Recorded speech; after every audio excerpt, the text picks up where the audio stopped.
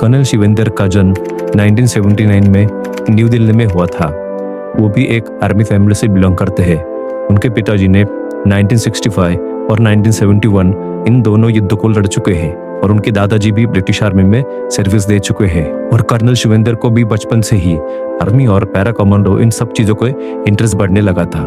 उन्हें बचपन में ही पढ़ाई लिखाई में ज्यादा इंटरेस्ट नहीं था। उन्हें स्पोर्ट्स खेलना, एडवेंचर करना, इन सब चीजों में ज्यादा इंटरेस्ट लगता था। क्रिकेट, बास्केटबॉल, टेनिस, इन सभी खेलों में कर्नल शिवेंद्र नेशनल लेवल खेल चुके हैं। उनका भी बचपन से एक सपना था कि वो भी इंडिया के लिए क्रिकेट खेलेंगे, लेकिन अनेक कारणों की वजह से उनका वो सपना पूरा नहीं हो पाया। लेकिन कर्नल शिवेंद्र को एक एडवेंचरस लाइफ चाहिए थी और देशभक्ति का जुनून उनमें पहले से ही सवार था, क्योंकि उनके खून में ही देशभक्ति थी। धीरे धीरे टाइम बीतता गया। अपने ग्रेजुएशन की पढ़ाई कंप्लीट करने के बाद उन्होंने CDS combined defence service exam दी और रिटर्न क्लियर भी कर ली। लेकिन एसएसबी इंटरव्यू में उनको बहुत निराशा मिली। पहले ही अटेम्प्ट में उनको बाहर कर दिया गया, लेकिन उन्होंने हार नहीं मानी और फिर से दूसरा अटेम्प्ट दिया।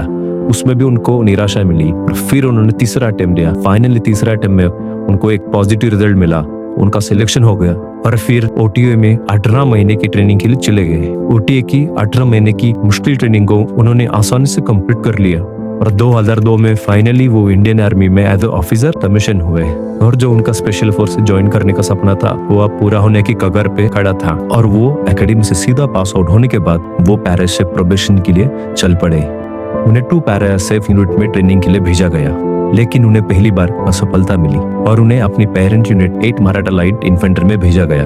8 मराठा लाइट इन्फेंट्री में 2-3 महीने गुजारने के बाद उन्होंने फिर से एक बार 2 पैरा के लिए ऑप्ट किया और इस बार उन्होंने अपनी जबरदस्त मेहनत और खून पसीना एक करके 2 पैरा एसएफ में सिलेक्ट हो गए। और जो उनका सपना था पैरा एसएफ ज्वाइन करने का और ऑपरेशंस करने का, वो पूरा होने ही वाला था। उन्होंने 2 पैरा एसएफ के साथ कश्मीर में 1 साल तक सर्विस दी और थोड़े समय बाद उनके और उनके टीममेट्स के बीच में अनबन होने लगे। इस वजह से उन्होंने 2 पैरा एसएफ को छोड़ दिया और वो फिर से अपने 8 मराठा लाइट इन्फेंट्री में आ गए। इतना मुश्किल समय निकालने के बावजूद उन्होंने हार नहीं मानी और फिर से एक बार 7 पैरा एसएफ के लिए प्रोबेशन के लिए ऑप्ट किया। 3 बार पैरा एसएफ की ट्रेनिंग ऑप्ट करना ये कोई आम बात नहीं। इससे आपको कर्नल शिवेंद्र का माइंड सेट और फिजिकल लेवल पता चलता है कि किस लेवल की उनकी मोटिवेशन थी।